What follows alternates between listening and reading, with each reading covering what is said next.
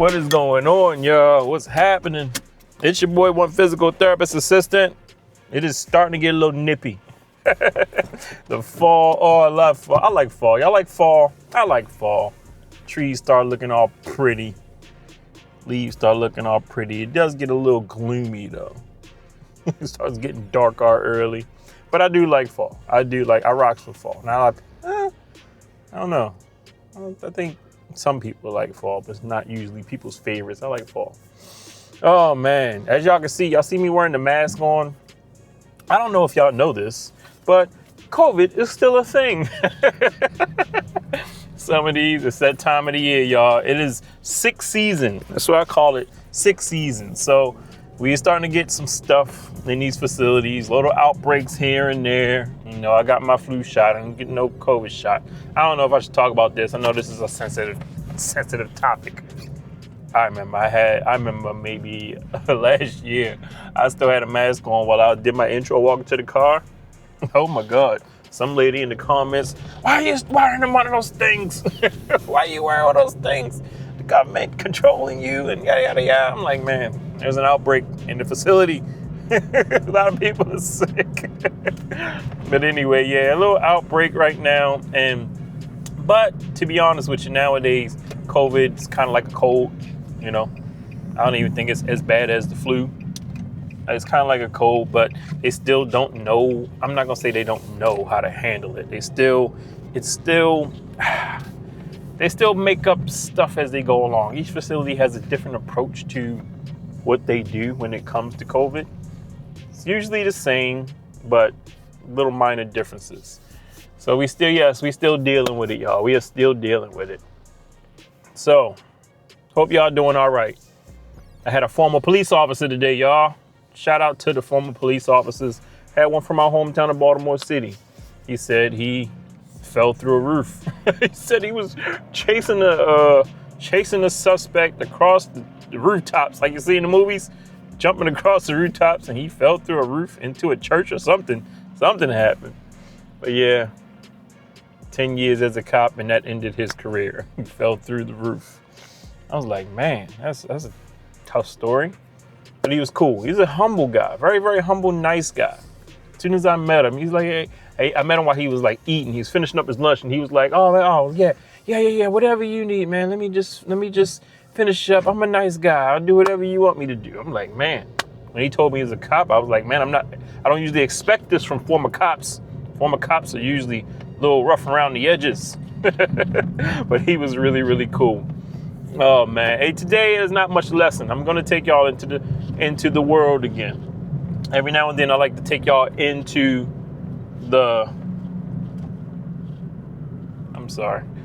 every now and then I like to take y'all into the nursing home world to tell y'all some of the things that go down. Some of y'all might be curious about it. I know some people see it as, you know, maybe they'll have to end up in one. So it's good to hear how things go down. Today, I'm going to give you some of the differences between long-term care and short-term care, okay? You hear what I just said?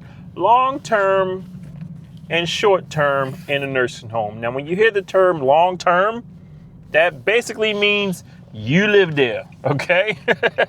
That means you live there, barring any major changes. Now, have I seen some people go in long-term and leave out? Yes. Doesn't happen very often, but it can happen. Now, short-term means, and this is what a lot of people don't know this about nursing homes. Short-term means you can come in there, you can have a hip replacement, you can have a mini stroke, you can have coronary artery bypass, you can have a major surgery, a major event, a fall, a break, and you can stay in a nursing home for a short term and get rehab. Come holler at somebody like me and my crew, and we can get you stronger, get you back on track. Now, some short-term people do turn into long-term people. Those types of things can happen. Maybe you can't make the cut. Maybe you can't go home. Circumstances change. Family members, you know, have a little say. Things can happen where you come in as short-term, but ended up staying for the long haul, for the long ride. But anyway, y'all, I got to run into Wally World real quick. Ready running to Walmart. Got to stop and get my daughter some things. My daughter texts me a list. She texts me a list that I don't like, But it's my baby girl, so I'm going to pick up some things she wants. She wants some Buldak ramen noodles, some fruit roll-ups, and some Takis. My daughter gets a lot of stuff from TikTok and Pinterest, recipes and things like that. So I'm gonna pick her up a few things. Like I said, I don't like this list. I'd rather she not eat this kind of stuff. But I'm not the type of parent that says, no, you can't have it. I'll say, hey, you eat this once in a blue moon, but this stuff ain't no good for you. Just like crumble. My wife be getting my daughter crumble all the time. Not all the time, but my wife says once in a month, but I swear I be seeing those pink boxes. Seems like more than once in a month.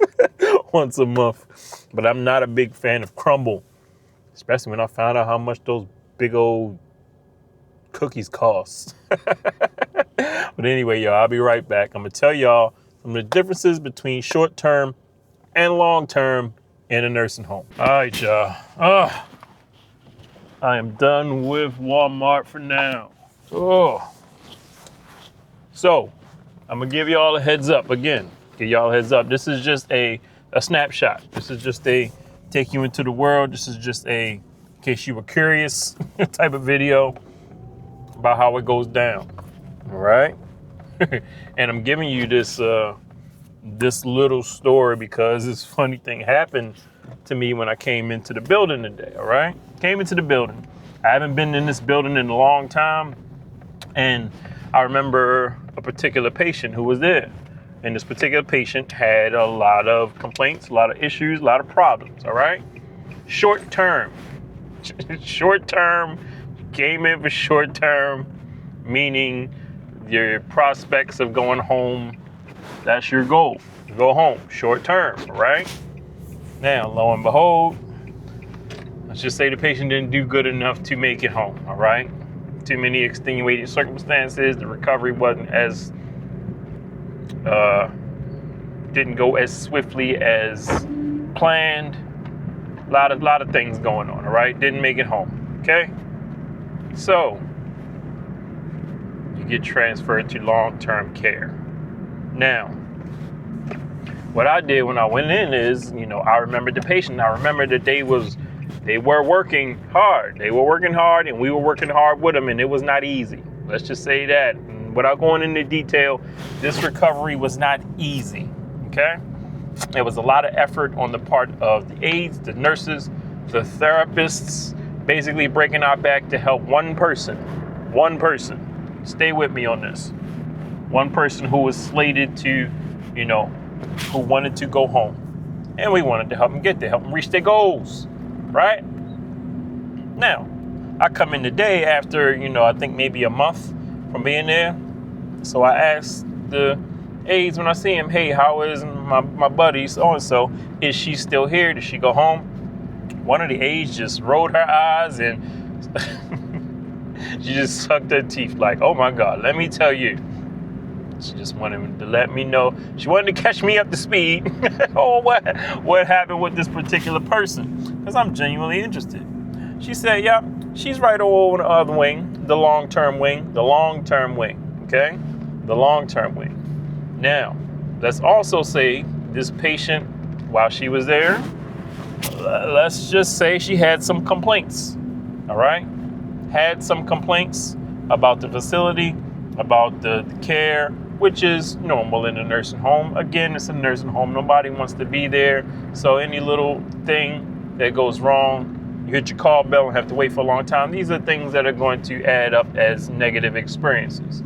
And, rightfully so. If you have to wait for a long time, you might have some genuine concerns. But the patient in question started making a lot of complaints. Started doing things like writing people's names down and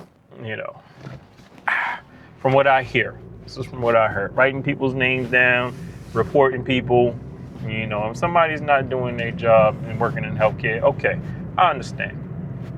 But I also understand, doing too much of that can be excessive, all right? Can be excessive if it's to the point where the aides are a little worried about working with you when people have to come into your room, 2 people at a time, where one aide or one therapist is told you can't go in there alone because the patient is making accusations.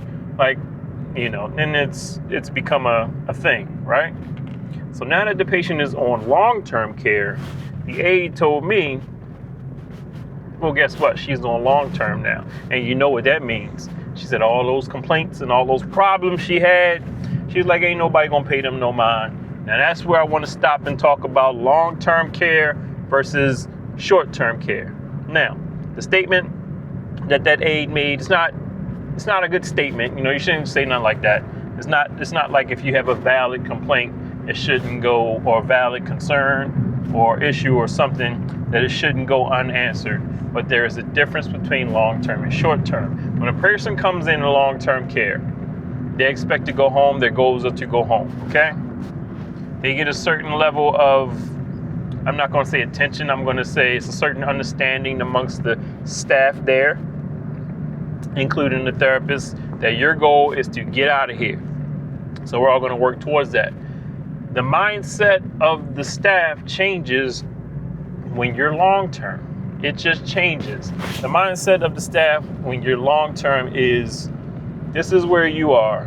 We're going to help you, but when it comes to long-term, the staff have a program. Like, they have a regimen. The aides, I watch them, the aides, the nurses, they have a regimen and a program that they get used to when it comes to their long-term people, because the majority of the long-term people they've been working with for a long time. Like, they know them very well. So they have a routine, they have a set schedule. People they go to, they get to know the person, they get to know their habits, they get to know their needs, when they need to get up, when they like to get up, their morning person, if they get up late, who likes to go into the bathroom first, who likes to, be out of bed, as opposed to laying in the bed eating breakfast. They get to know them. So when you're a short-term person coming over to long-term, you can't expect the long-term staff or the long-term side to operate like the short-term side. The short-term side, you're just coming in. You're a new face. We're getting to know your routine. We're getting to know you. We're getting to work around your routine. Now, with your long-term, you have to get used to the routine surrounding the long-term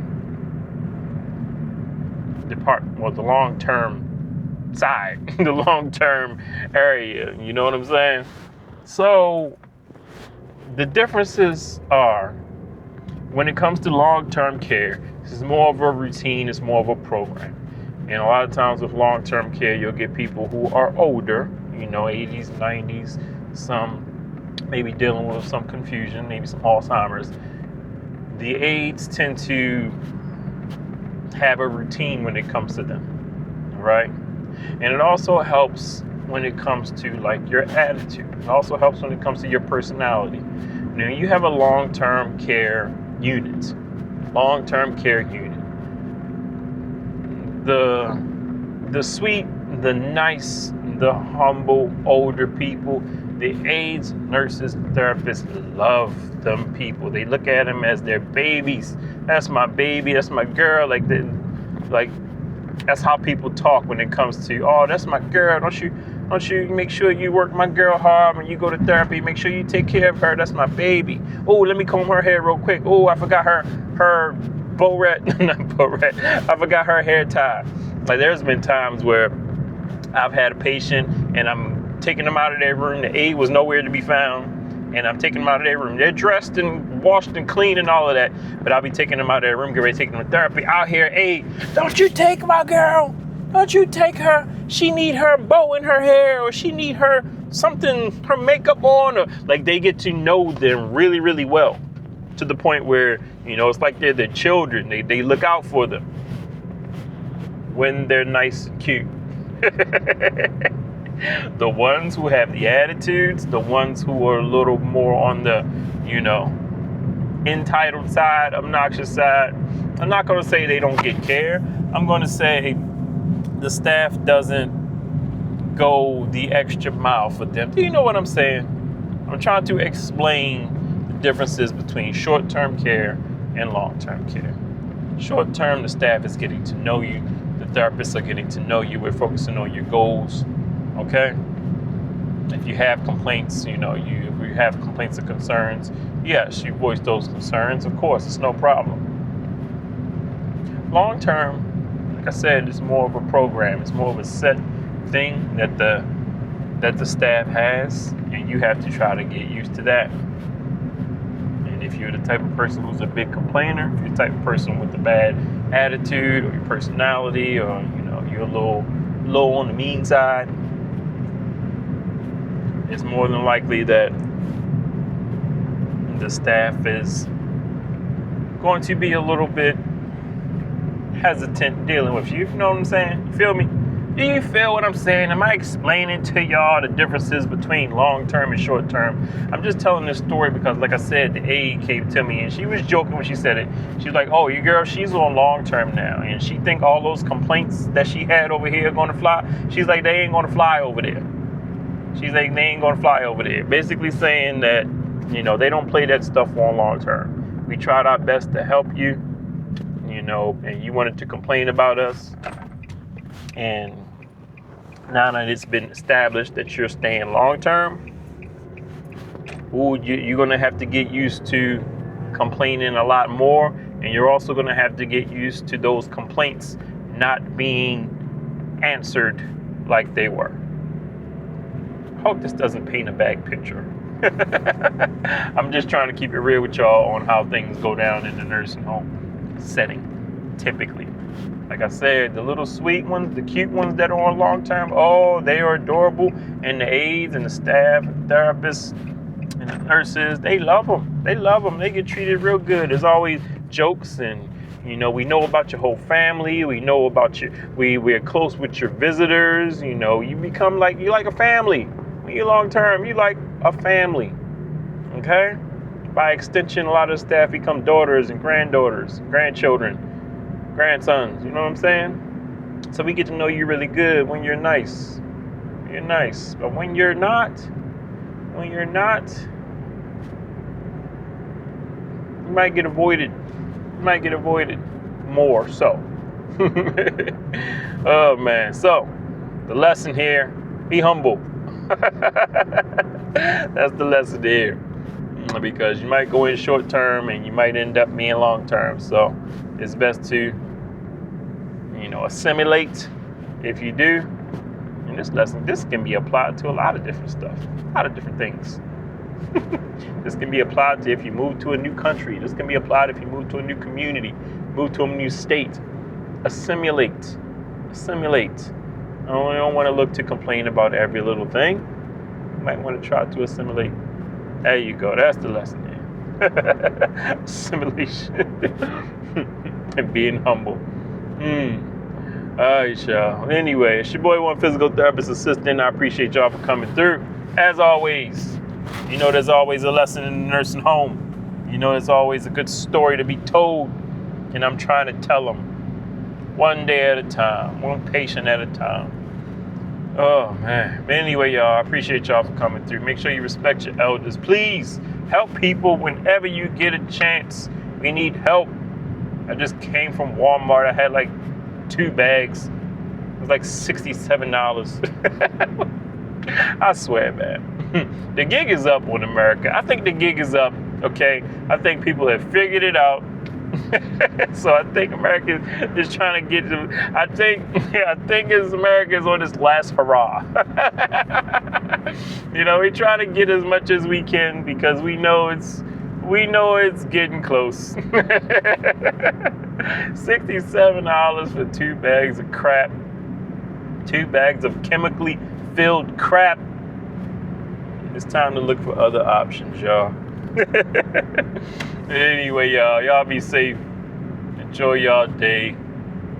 And I will holler at y'all in the next video.